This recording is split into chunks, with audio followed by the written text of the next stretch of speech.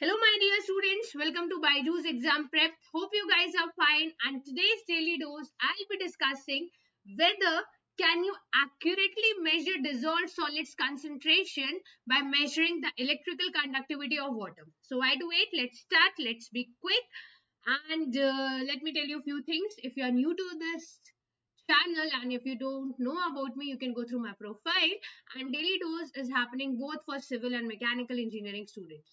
Okay, so now coming to this diagram, you can see the total dissolved solids here we have to measure.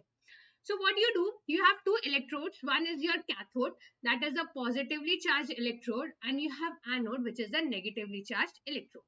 Now what happens? N types of cations. Cations are positively charged ions. So these are positively charged ions,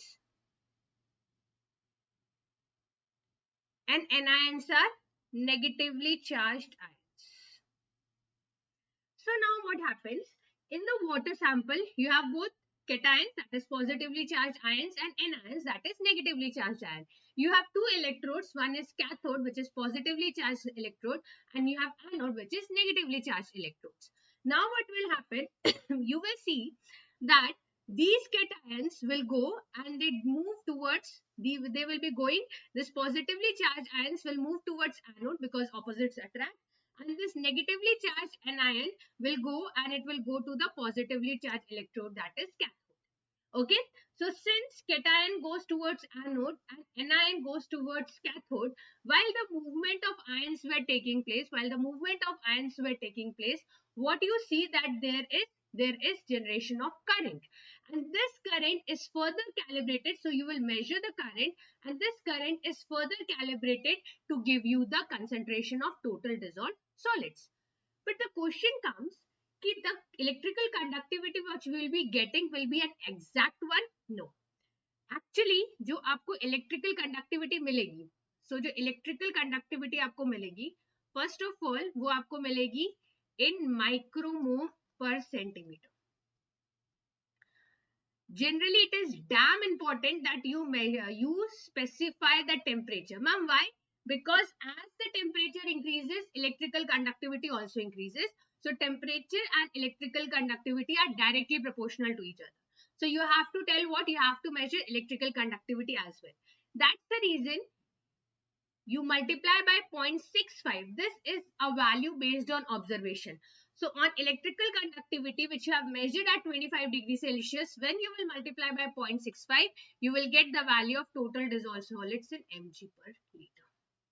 Okay, so this is the whole process which takes place for the measurement of total dissolved solids.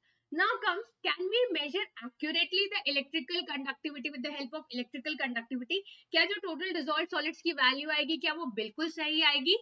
तो let me tell you, नहीं. Ma'am, why? So ये तो जो मैंने लिखा वो यहाँ पे मैंने मेंशन कर दिया.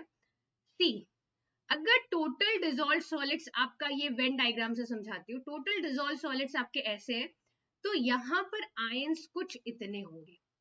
तो मैम इससे आप क्या बताना चाह रहे हो? मैं बताना चाह रही हूँ कि इलेक्ट्रिकल कंडक्टिविटी प्रोड्यूस हुई due to movement of ions. ठीक है, all ions are dissolved solids but all dissolved solids are not ions. तो आपको ऐसा लग रहा है कि आपने पूरे डिसॉल्व्ड सॉलिड्स को मेजर कर लिया कंसंट्रेशन को, जो कि गलत है. टेक्निकली आपने वही डिसॉल्व्ड सॉलिड्स की कंसंट्रेशन मेजर की जो कि आयनिक फॉर्म में थे, जो कि कैटायंस या एनायंस थे. जब वो मूव किए तो उनके मूवमेंट की वजह से करंट प्रोड्यूस हुआ, जिसको आपने फर्दर कैलिब्रेट किया था. बट जरूरी नहीं कि हर डिसॉल्व्ड सॉलिड्स आपका आयनिक नेचर में हो. तो आपने जो इलेक्ट्रिकल कंडक्टिविटी मेजर की, जिससे आप टोटल डिसॉल्व्ड सॉलिड्स निकाल रहे हो, वो सिर्फ आप आयनिक पोर्शन का निकाल रहे हो. आप पानी में टोटल डिसॉल्व्ड सॉलिड्स नहीं निकाल रहे हो. That's why if you measure electrical conductivity of water for measuring dissolved solids, it is an approximate method. It is not at all an accurate method.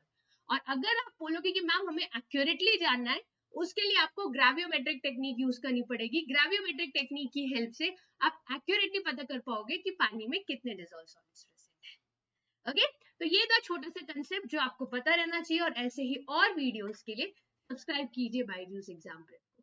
Thank you everybody.